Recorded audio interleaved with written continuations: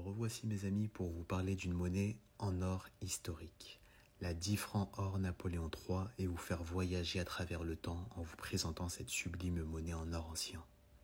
Tout d'abord, me diriez-vous, mais à qui donc appartient cette effigie? Eh bien, il s'agit, comme vous l'avez probablement deviné, de Louis-Napoléon Bonaparte, neveu de l'empereur Napoléon Ier, qui est le premier chef d'État élu au suffrage universel. Donc, contrairement aux idées reçues chez les plus jeunes, eh bien, figurez-vous que Louis-Napoléon Bonaparte fut le premier président de la République française. Et c'est bien après la proclamation de l'Empire, le 2 décembre 1852, qu'il fut nommé sous le nom de Napoléon III en tant que dernier empereur de notre cher pays. Du fait de leur portée historique, les monnaies frappées pendant le règne de Napoléon III sont des objets de collection recherchés de par le monde. D'une teneur en or à 900 pour 1000, d'une dimension de 18,91 mm et d'un poids de 3,22 grammes, cette pièce présente un véritable souci du détail dans l'extrême précision et la ciselure parfaite de ses motifs.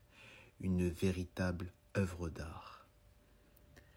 Dès décembre 1852, un décret établit les effigies et les légendes des monnaies qui porteront désormais sur l'avers Napoléon III empereur et sur le revers Empire français.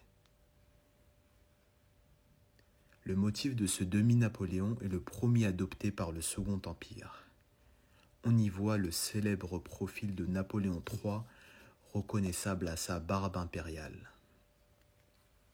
Pour finir, je tenais à relever que cette pièce ancienne présente l'empereur qui n'a pas la tête ornée de branches de laurier synonyme de victoire militaire selon la tradition romaine, car en effet, fait intéressant à noter, ce n'est qu'à la suite des batailles remportées en Italie contre l'Autriche que le profil napoléonien sur pièces d'or seront parés de la glorieuse couronne. Je vous remercie de votre écoute et je vais vous laisser avec un peu de musique.